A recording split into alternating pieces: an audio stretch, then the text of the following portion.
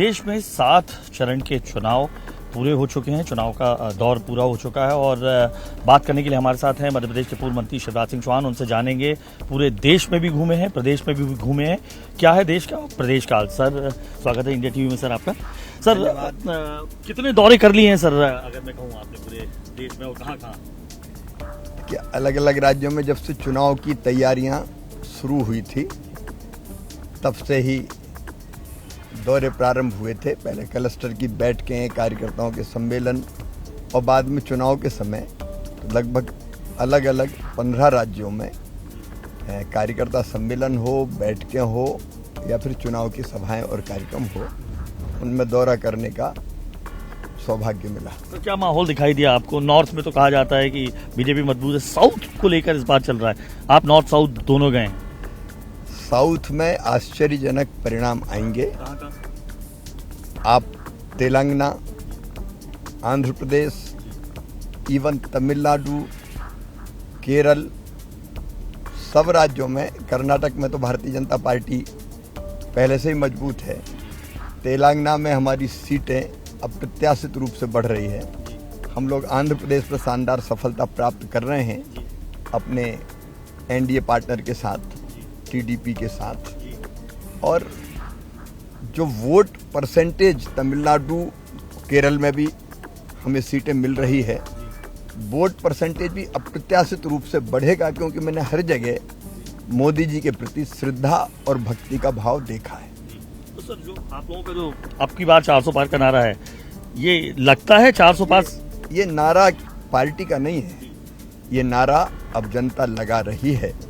और सचमुच में मैं कह रहा हूँ कि एनडीए 400 सीटें पार कर रहा है। सर, आप लोगों को जब इतना विश्वास है कि एनडीए 400 सीटें पार कर रहा है, तो एम फैक्टर की जरूरत क्या पड़ी? मंदिर भी बीच में आ गया, मुस्लिम भी बीच में आए। सर, कोई फैक्टर नहीं, जो तथ्य हैं। और विपक्ष ने भ्रम फैलाने की कोशिश की, वोट बैंक की पॉलिटिक्स की। तो जो सच है वो जनता के सामने रखना हमारा कर्तव्य था, और वही सच जनता के सामने रखा गया है। आरक्षण खत्म होने की बात आप लोग कर रहे हैं, मंच से मोदी जी ने कहा कि अगर कांग्रेस आती है, सर वही तो भ्रम फैलाने की बात कर रहे हैं। आरक्षण की बात जो कर रहे हैं कि आरक्षण खत्म कर देगी, मैं बीजेपी की बात वो कहते हैं, संविधान आरक्षण की बात तो झूठ है। उस झूठ को उजागर करने के लिए ही आरक्षण का हक किसने छीना, उस सच को उजागर किया गया। मोदी जी भी कह रहे हैं रामलला को टेंट में अगर कांग्रेस आती है, इस तरीके की बात है। तो कांग्रेस का और इंडी का सोच ही है। पहले तो कहते ही थे कि राम मंदिर बनाने की क्या जरूरत है। कई नेताओं के अगर आप देख लें, उनके बयान हैं, उनके उद्धरण हैं, इस बात को सिद्ध करते हैं कि भगवान राम के प्रति ना तो उनकी श्रद्धा है, ना आस्था है, ना विश्वास है।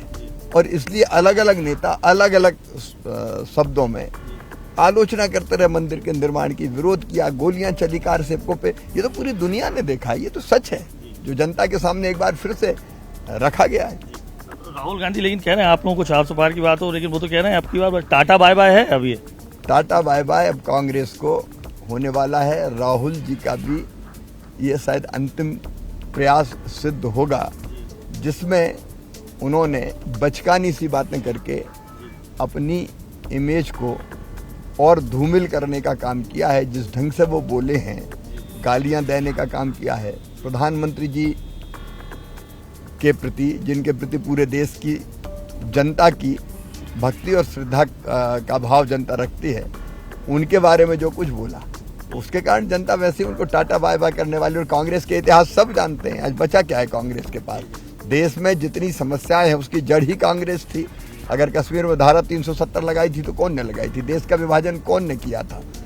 बरसों से जो मुद्दे जिनका समाधान नहीं निकला था, उलझाए कौन ने थे? कांग्रेस ने। तो इसलिए कांग्रेस को टाटा बाय बाय जनता करने वाली। एक आध दो सवाल है सर। राहुल गांधी अमेठी से सीट भी चेंज की, रायबरेली, क्या लगता है आपको? आपने वैसे कह दिया है टाटा बाय बाय, लेकिन नहीं, वहाँ भी टाटा बाय बाय, अमेठी हो, रायबरेली हो, लेकिन मोदी जी के प्रति जबरदस्त विश्वास है जनता के मन में। और इसलिए तीसरी बार फिर मोदी सरकार, ये जनता के हृदय की आवाज़ है, इसलिए हम सब जगह जीत रहे हैं। सर, आप जब मुख्यमंत्री थे उससे पहले 2 सीटें थी, उससे पहले कांग्रेस के पास 29 में से ज़्यादातर सीटें रही हैं, लेकिन पिछला जो कार्यकाल था सिर्फ 1 सीट छिंदवाड़ा गई थी। उनके पास, कांग्रेस के पास। इस बार आपको क्या लगता है, आपने कहा था 29 की 29 आएंगी, क्या लगता है आपको? मध्य प्रदेश में 29 सीटें ही हम सामान्य नहीं भारी अंतर से जीत रहे हैं, बड़े अंतर से जीत रहे हैं, जिनमें छिंदवाड़ा भी शामिल है और जिनमें राजगढ़ भी शामिल है। सर, राजगढ़ को चुनौती मानते हैं दिग्विजय सिंह? कोई चुनौती नहीं है। दिग्विजय सिंह जी को जनता अच्छी तरह जानती है, उनकी असलियतें जानती है। 2003 अभी भूली नहीं है जनता।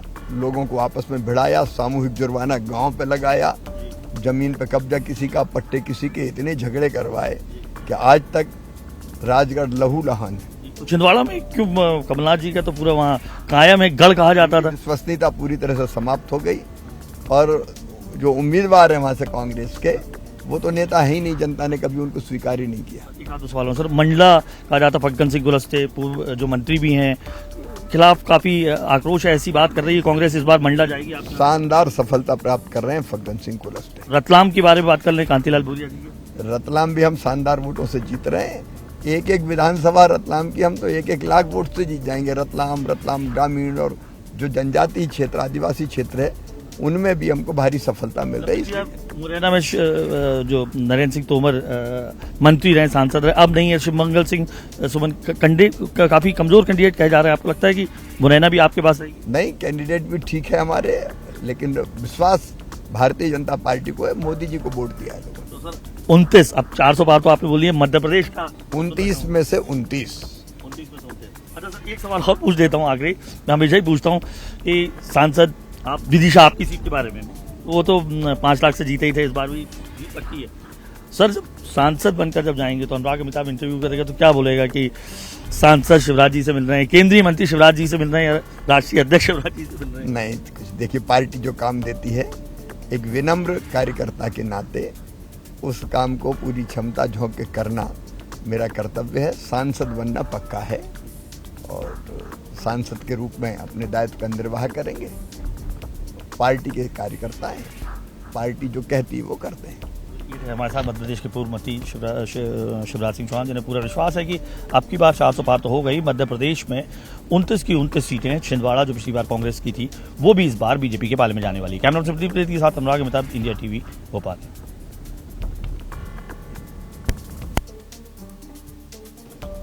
तो एक सवाल और आता है, हाँ, मोदी जी एक बार फिर आध्यात्म करने, चिंतन करने के लिए गए, क्या कहेंगे सर?